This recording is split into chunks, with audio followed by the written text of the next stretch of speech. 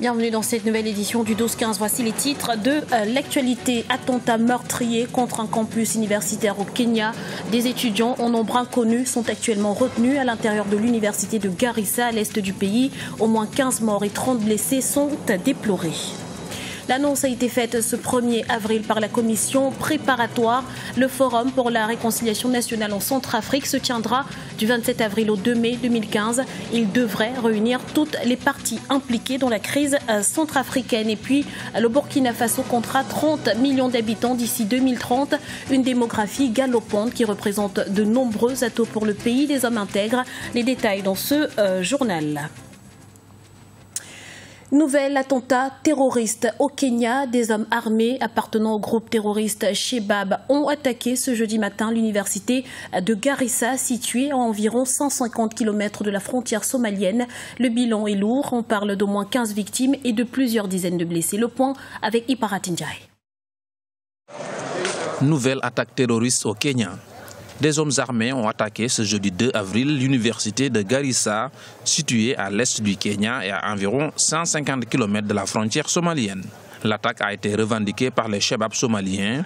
On dénombre au moins 15 victimes et une trentaine de blessés. Cette attaque au sein même de l'université, qui est quand même un lieu symbolique de savoir et de connaissance, et puis qui concerne la jeunesse kenyane et donc l'avenir du Kenya. Cette énième attaque des Al-Shabaab pose effectivement la question non seulement de l'infiltration de ces Shabaab au Kenya, pose la question de la sécurité des frontières du Kenya et de manière radicale, cela pose effectivement un défi au gouvernement kenyan et dans sa capacité justement à sécuriser sa population, là en l'occurrence l'université, mais à lutter efficacement contre les Al-Shabaab.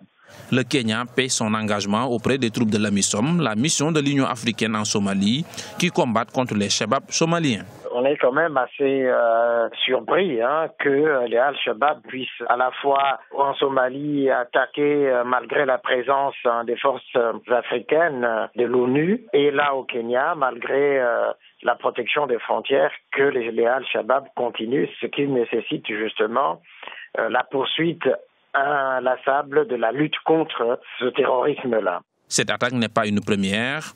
Le mouvement islamiste somalien avait également revendiqué l'attaque terroriste du centre commercial Westgate de Nairobi en septembre 2013 qui avait causé la mort de 67 personnes. Un forum pour la réconciliation nationale en Centrafrique. Il se tiendra du 27 avril au 4 mai 2015. Ce rendez-vous qui a été précédé de 2 mois et demi de consultations est censé réunir toutes les forces vives de la nation, dont les anciens belligérants. Le point tout de suite avec Kekeli Afeto.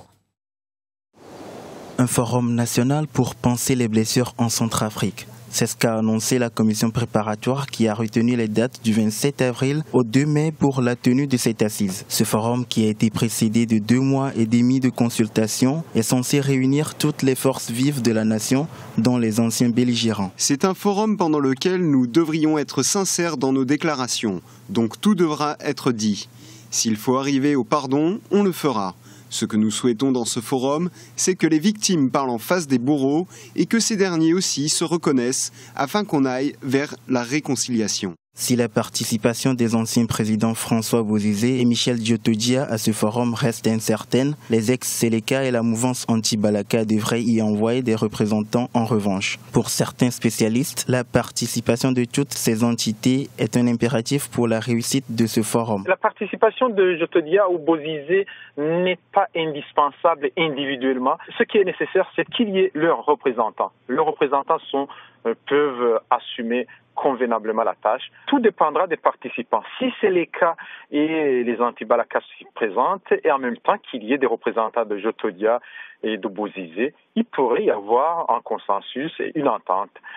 Mais il faudra toujours qu'il y ait, des médiateurs aussi, notamment religieux, les représentants de la communauté musulmane et aussi les représentants de la communauté religieuse. Ce forum sera un examen de conscience grandeur nature avec un mot d'ordre, la réconciliation nationale. Par ailleurs, la commission préparatoire appelle également à une participation massive de la population à cette assise.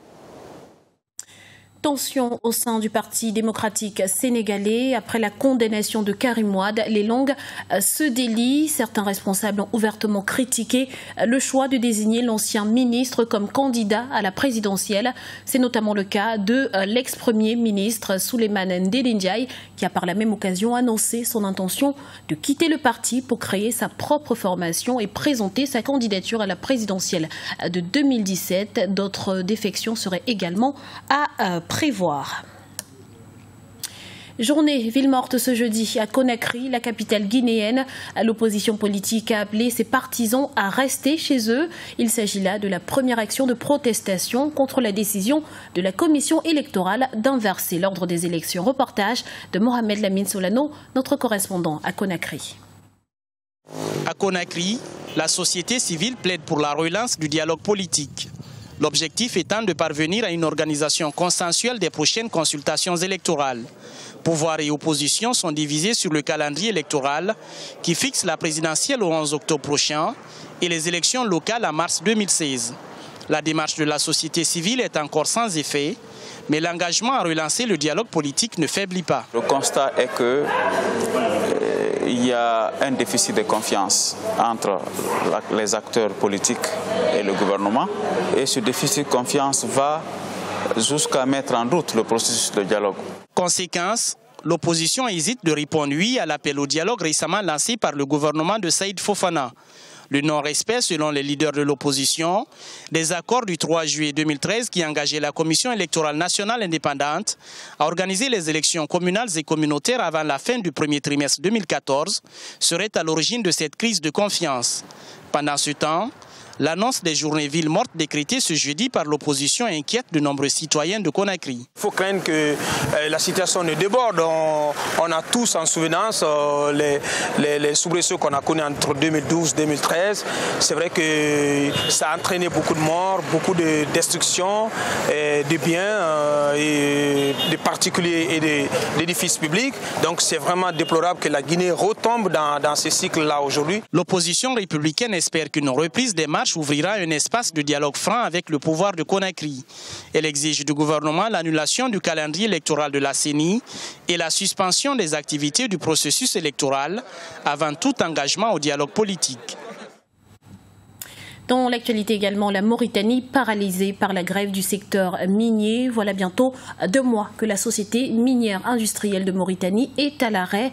Les salariés dénoncent la non-application d'un protocole d'accord qui prévoyait une augmentation des salaires.